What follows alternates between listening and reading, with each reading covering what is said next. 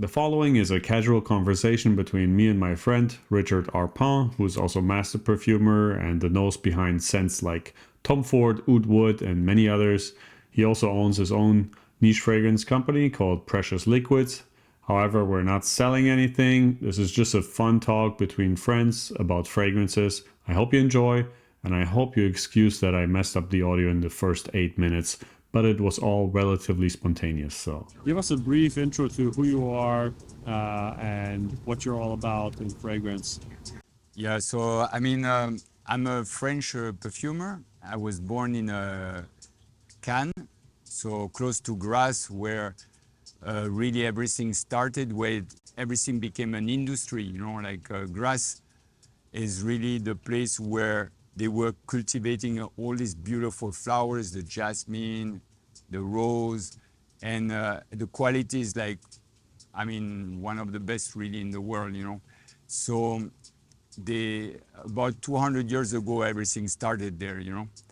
And it became a huge industry, global industry now where there are big companies who are actually everywhere in the world. What's Grasse known for in terms of ingredients? Yeah, like you have like the rose de mai. So it's like everything starts in the springtime. Yeah. So you have the rose de mai that's like a beautiful, beautiful rose. You have the jasmine that the harvest lasts a much longer time for the jasmine. And it's also like a great, great quality. They have Is it true, by the way, that I read that you need 10,000 rose petals to make a pound of rose oil? Is that right? I never counted them, but it seems to be like pretty much like the ballpark. Like it's really like it's very labor intensive. Right. You need a lot of it. It takes many hours to pick them, and the problem also is that everything needs to be done quite fast. It's almost like the stopwatch is on. Like Spoiling, right? yeah, you want as fast as possible. It needs to go to the distillery, and Right. the process needs to go. And even the time of the day where you harvest the plant, the flower, it's so important as well. Yeah. So everything needs to be done at the right time. Also like rain and time. It's like it's really like a science, but it's great. Like at least the flowers and the terroir. The terroir means the soil, and also the climate that it's in. All of that is very important. It's a bit like wine. You would say like, oh, I have the same grape, same vine I'm growing in South Africa or The in difference that wine gets better over time, right? Roses, you need to be fast, like you said. yeah. Right, so what? Actually, since we're on that really quick, I recently made a video on natural versus synthetic molecules, and I know that roses, obviously, if you have, like I just said, the 10,000 petals, that's a pound or half a pound. If you have instead of that half a pound of oil, and you take it to the lab, you have half a pound of rose oil after that. Where do you stand on? What do you think is the trend in the market when it comes to natural versus synthetic? Because from my point of view, also being a little bit involved in the fragrance industry, it's not very clear cut that natural is always maybe better for you or for the environment than synthetic. And synthetic comes with its own problems as well. So do you have any thoughts on that, or what do you think? Where is the industry going, and where do you like to? For me, what is super important as a creator is that you need both. You really need both. Like nature is actually is molecules together. So a rose has like hundreds of molecules that the rose oil is composed of. So if you have too many natural ingredients in a formula, the formula becomes a big mishmash of things. It's not very clear what you are doing. So for me as a creator, it's so important that I'm able to choose an ingredient and push it to a new level to create something completely new. So it's really important for me to have the natural, to bring something, a depth to the fragrance, a richness to the fragrance with only one ingredient. I'm adding hundreds, you know? So it brings complexity, it brings something, and give that natural touch to the fragrance.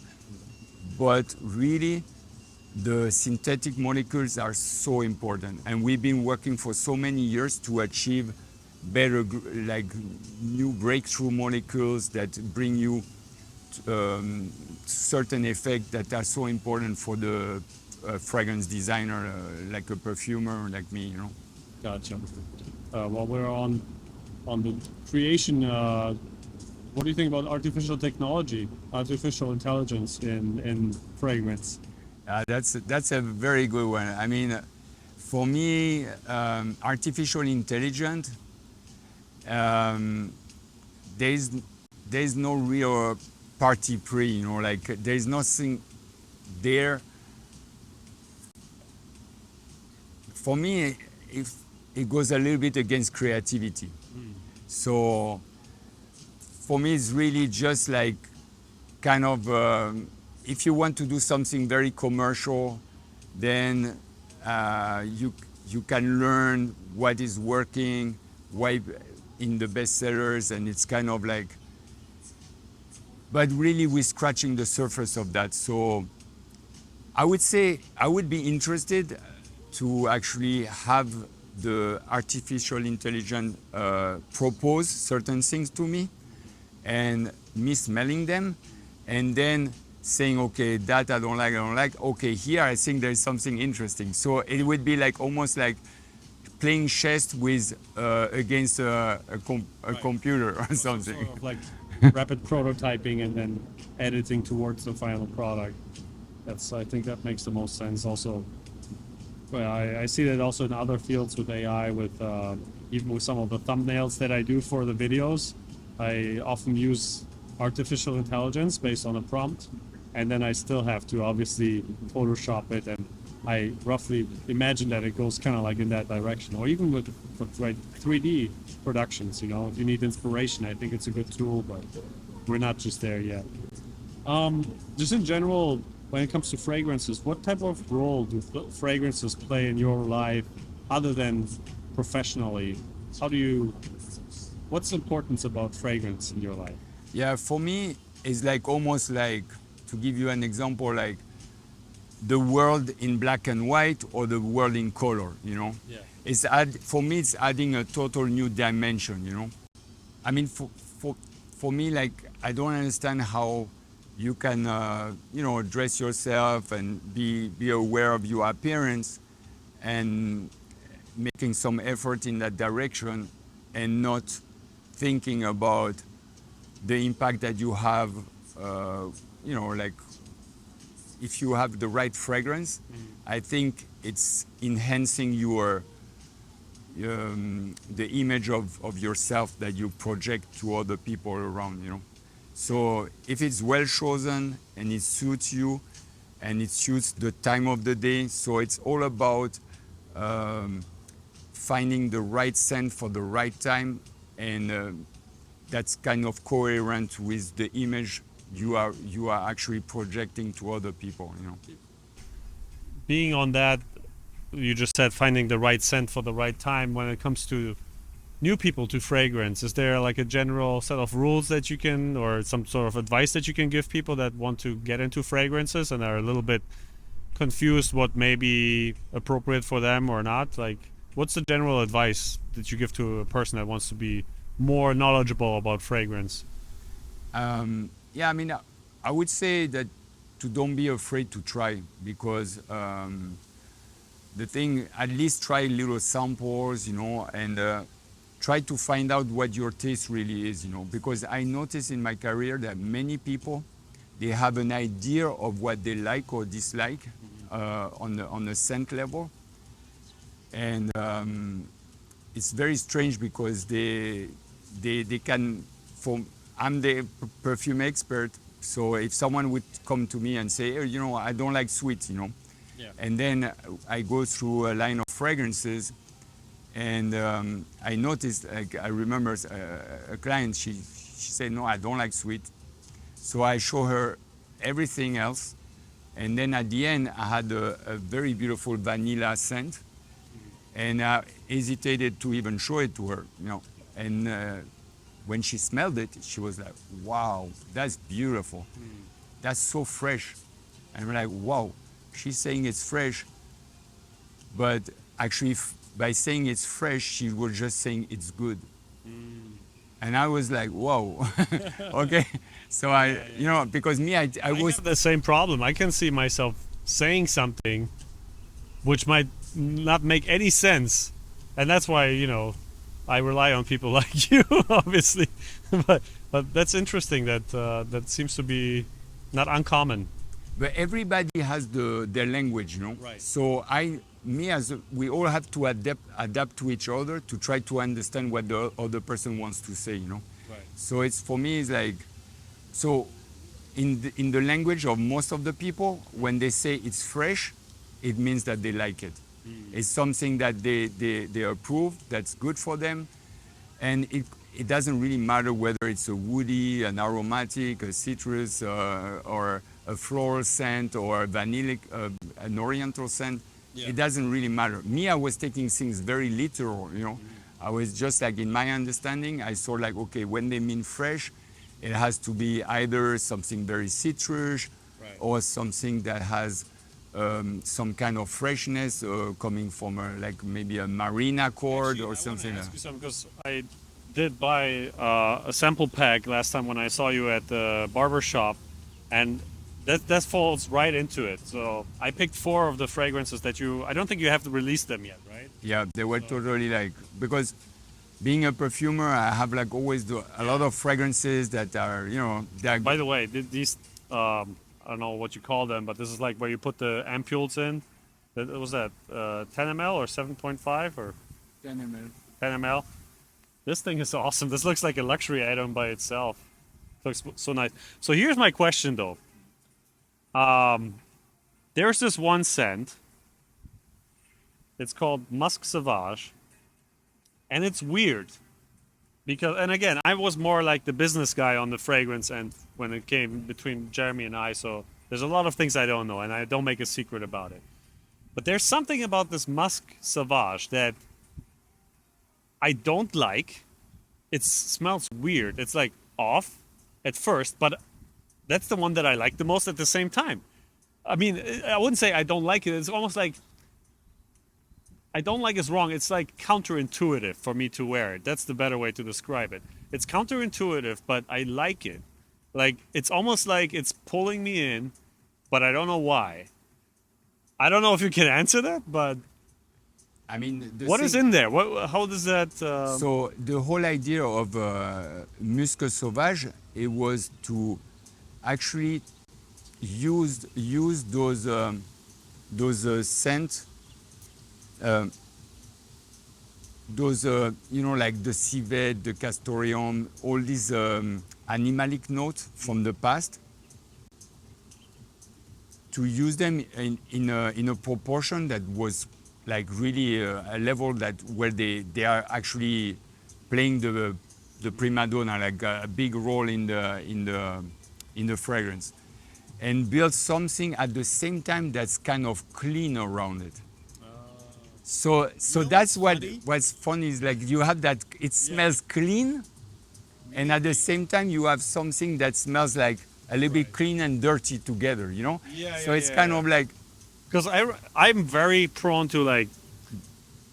But when I'm saying dirty, I don't mean in a bad way. For me, I think is the right word. Yeah, for me it's more like what when it smells like human, you know? Right. Because humans, like we have like a natural odor, and it's like, you know, it's something like that's attractive and can be also repulsive in some ways. But there is you know, we always talk about the pheromones and all those things. But that could be it. You know, one thing, a funny side story, when you said animalic, I was like, you know what, maybe that's it, because I'm very susceptible to certain inputs, and they have a huge impact on me. Side story, when Jeremy bought this apartment in Miami, I slept over there with him one night, and he has this weird routine of waking up at, I don't know, 3 a.m. in the morning or 5 a.m., I don't know, And then he was in this phase where he would do this excessive breathing exercises, just like for like, I don't know, half an hour or something. I got so mad for no reason. Not just that I woke up, because I have a 16 months old, so I'm used to waking up at night. But waking up to this sound made me feel like I'm like a caveman again or something like that. I wanted to punch something. I don't know what it is, but I do know that I had this almost like this feeling of taking over. And I feel like this is similar to that when you said like these animalic notes. Maybe there's something that connects with my brain to some Neanderthal times or something, because honestly I like the Tabac Galant or Tabac Galant, yeah, Tabac that's my Galant second favorite. It's a great scent because you get really the leaves. I wanted to capture the leaves, Yeah. the natural leaves, and when like like those very rich cigars, they have such a Right. complex smell, but not like the like the tobacco aromas usually you find in those fragrances, but really the there was natural this one leaves. guy that said back in the barbershop, and it doesn't go out of my head. It's like really, it reminds me of my childhood memory of black tea, but like really bitter black tea, which is also leaves, right? So, and I'm from northern Germany. They have those tea ceremonies there too with black tea and everything. So it's very common. I can't get it out of my head, and I like this one too.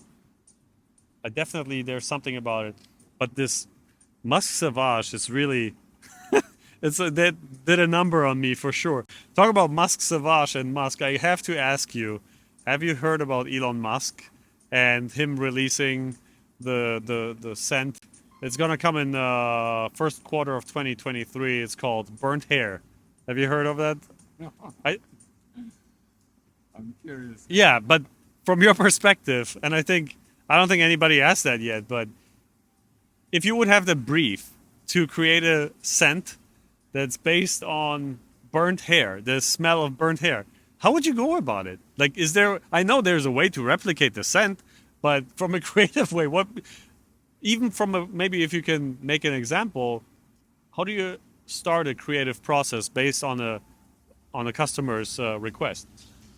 I mean, Specifically, maybe something crazy like this. yeah. I mean, the only thing I can refer to when I started the project for Fame for Lady Gaga, Fame. She started the project saying she wanted a fragrance that smells like blood. Oh, wow. So, for example, you see, there are some projects they can start like quite wild and quite crazy, and little by little, you create a fragrance, take into consideration, what the person, brings as a creative. So I would assume idea, if I would be that perfumer, then okay, person, maybe it's too logical. She wants it. The Lady Gaga wants it to smell like blood. I'll think of metal, right? Because that's kind of like the blood taste. I guess it's metalish. When it comes to burnt hair, what comes to mind? How would you go about that? Whether or not you think it's a good idea, it's irrelevant, right? But yeah, I don't know. For me, I take it a little bit like a joke, because I know, but he already sold 20,000 bottles. Yeah, I imagine like the rocket going in the sky and the guy standing next to the There's rocket. gunpowder scents, right? Those are synthetic, I would assume, right?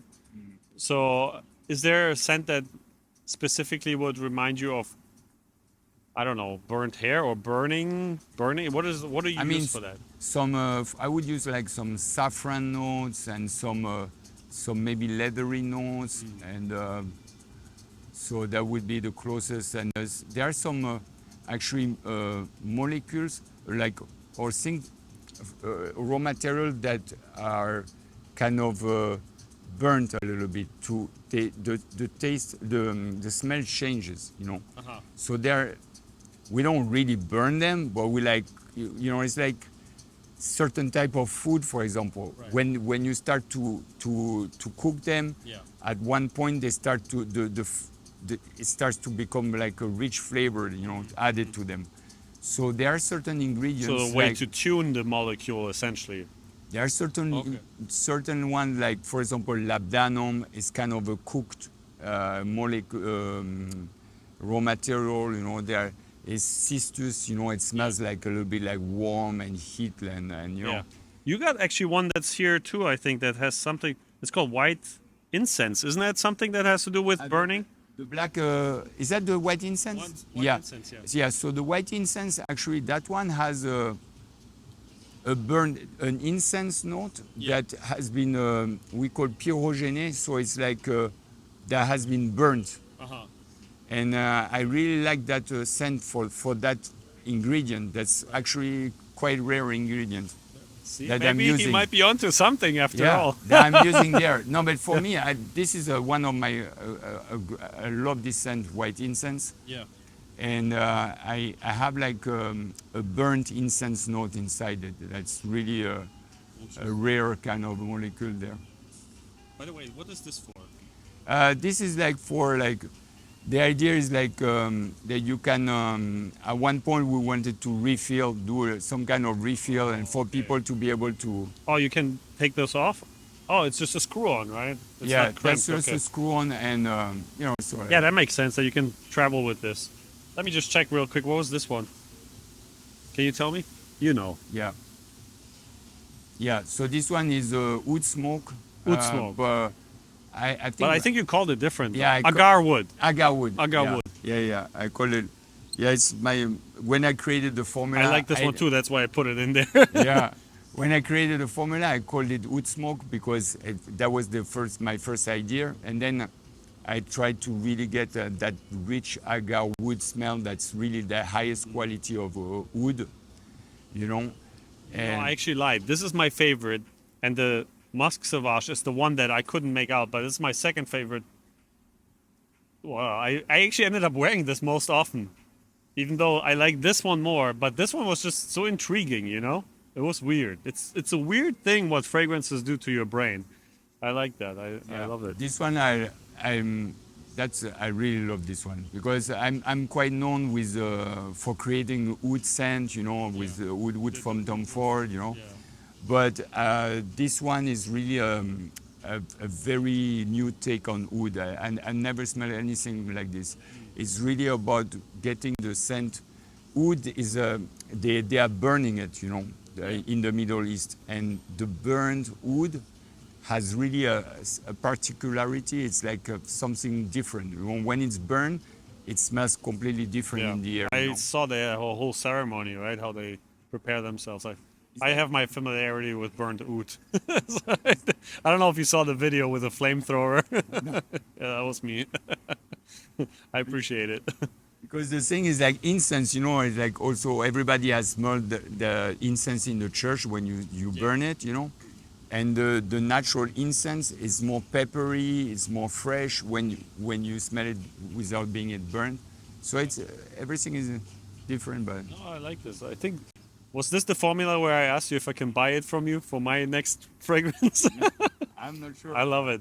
It's great. Yeah. Great stuff for sure. I can only recommend to check it out if you have the opportunity. Talking about this, actually, a lot of people, believe it or not, they want to know how you apply fragrance.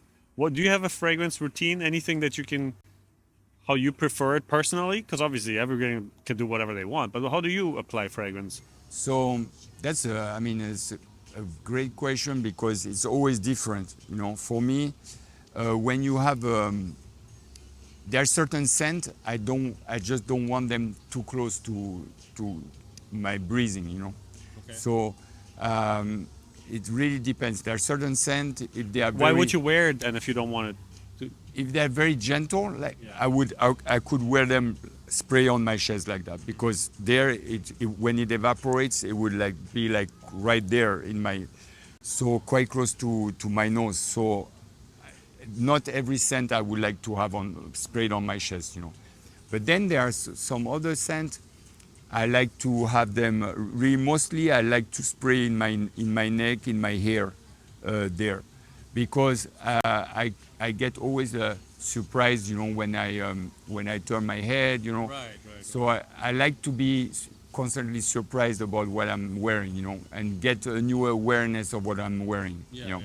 To don't be in the cloud like direct cloud of what I'm wearing. Categorize those scents that you like. You said the one that's more gentle you wouldn't mind, and then I guess the stronger ones. Yeah. Okay. Yeah, and then there are some scent like those scent that you go there that they are, for me, they are scent with a lot of personality. Mm-hmm. So those I would even like to spray them as an accent scent on my arm, even on my hand. Yeah. And those are more like something where I like them. But like, for example, I just spray Musc Sauvage. I smell it, mm-hmm. and I love that intriguing, thing happening. I recently started spraying more on my forearms too, because as you move throughout the day, you smell it a lot more for yourself. I think it's almost like, I feel like when I spray it on the typical like pulse points, I get numb to it very fast. And then this way, if you keep it at a distance, it comes in and goes, and you get reminded, like you said, like when you spray it back here. Wait a second, Joe. What's the problem? Well, yeah, I will tell her that I'm going to pay later. Okay? Thank you. Everything okay?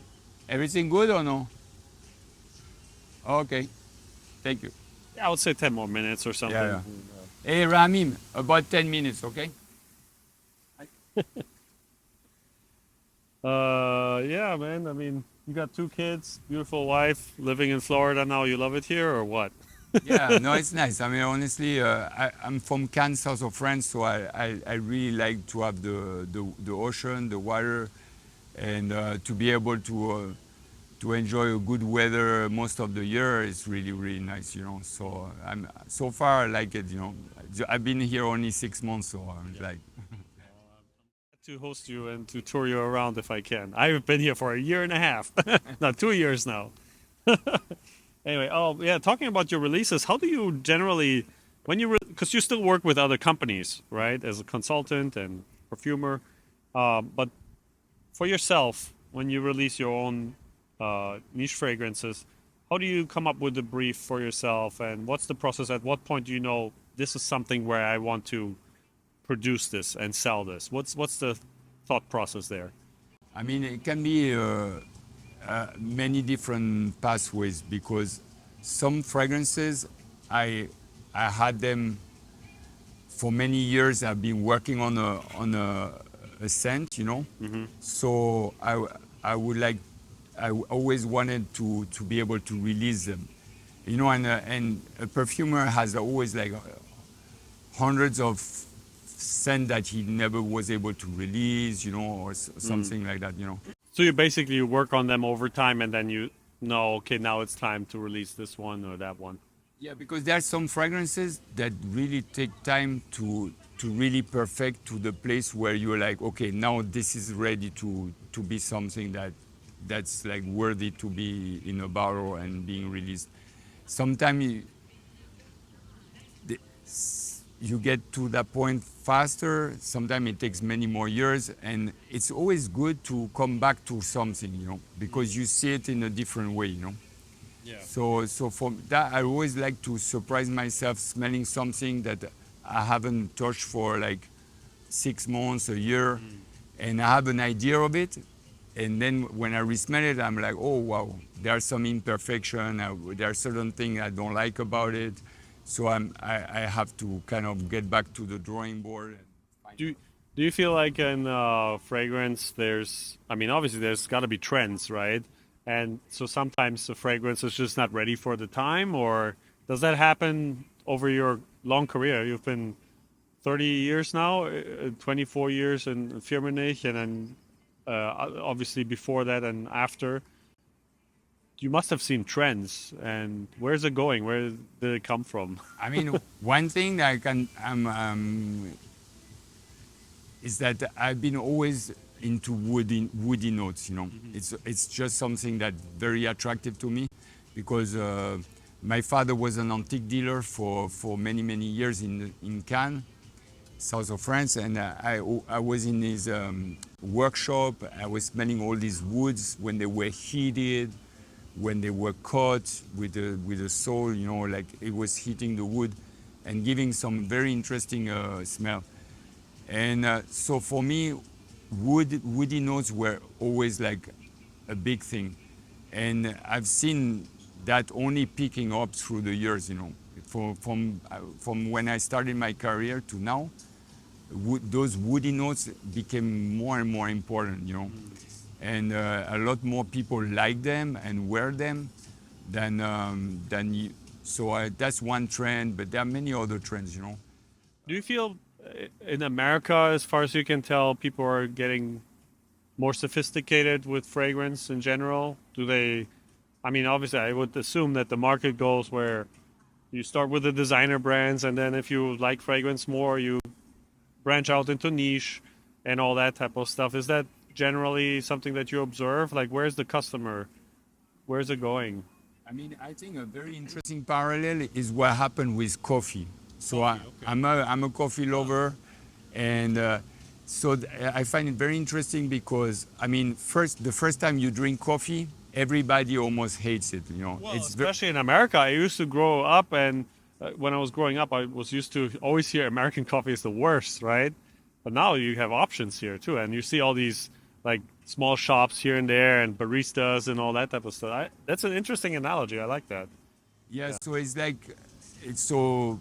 What's interesting also with coffee is like almost everybody rejects the first time they find, oh, it's bitter, it's very strong, powerful, and then you grow out of that first impression, and then you start to analyze all the subtleties about coffee, and then almost everybody like coffee in a very particular way, and it's not the same for everybody, and especially, for example, milk in the coffee.